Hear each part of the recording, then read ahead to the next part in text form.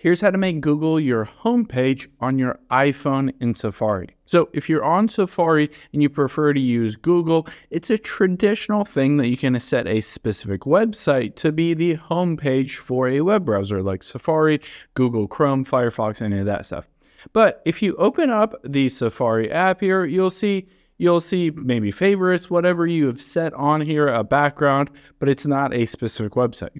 Now, if we tap edit here, you can see a bunch of different options, but again, it does not allow you to set a homepage like google.com, Yahoo, ESPN, whatever you might want. We can go through this entire list. You can toggle things on or off, but it is not in here. So there are a couple workarounds to be able to basically make Google or any other website your homepage. So let's go out of here. The first thing we're going to do is go to google.com or whatever page you want to be that start page. Now we're going to hit that share icon at the bottom center, and you have two different options here. One is you can hit add to bookmark and then just hit save.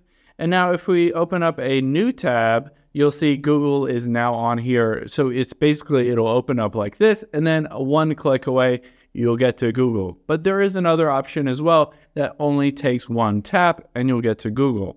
And let's go back to Google and I'll show you how to do that. Let's hit that share icon again. And now if I scroll down, I can hit this add to home screen. So again, I can call it whatever I want. I can call it Google or whatever website. Now you can see on that home web page, instead of Safari, you can replace it with this icon right here, this Google icon. I can tap on it, and even though it says Google, it will open up Safari on that specific website, whatever website you want to start Safari on. So it can be Google, Facebook, ESPN, Yahoo, your email, whatever you want. You can have that as the start page if you basically add it to your home screen. Hope this helps. If you have any questions on that, leave them in the comments down below, and I'll catch you on the next one.